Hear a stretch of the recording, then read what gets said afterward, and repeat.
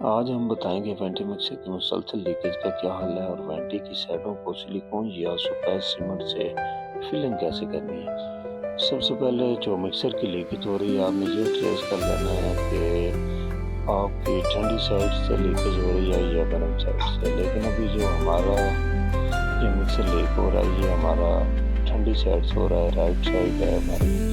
تو سب سے پہلے تو میں نے ہیڈ اتارا ہے، ہیڈ اتارنے کے بعد پیچ لگا ہوا تھا کیچر کا، وہ پیچ کھولا ہے ٹیسٹر کی مدد سے، اس کے بعد کیچر کھول دیا، ابھی رینچ کی مدد سے میں نے سپنڈل کھول دیا اور میں ابھی لے آیا ہوں سپنڈل دوسرا، ابھی سپنڈل چینج میں نے کر دیا۔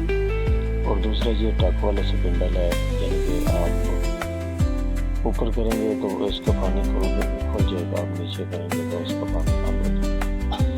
تو ابھی دیکھیں یہ میں نے ہیڈ دوبارہ سیٹ کر دیا، یہ ہمارا مکسر اوکے ہو گیا۔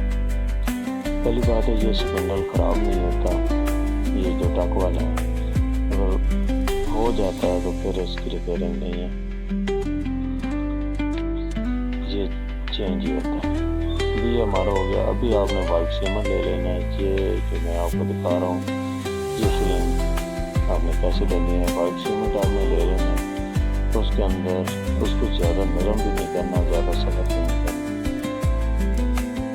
آپ نے اچھی طرح مکس کر لینا ہے۔ مکس کرنے کے بعد آپ پتھر کی مدد سے بھی فلنگ کر سکتے ہیں، ابھی میں ہاتھ کی مدد سے یہ کام کر رہا ہوں۔ دیکھیں یہ مکمل طور پہ میں فلنگ کرنے لگا ہوں۔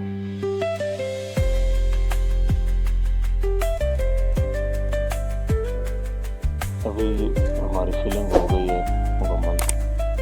آپ تمام دوستوں سے گزارش ہے کہ آپ ہمارا چینل ضرور فالو کریں، لائک کیا کریں اور دوستوں کے ساتھ شیئر ضرور کیا کریں۔ بہت شکریہ، اللہ حافظ۔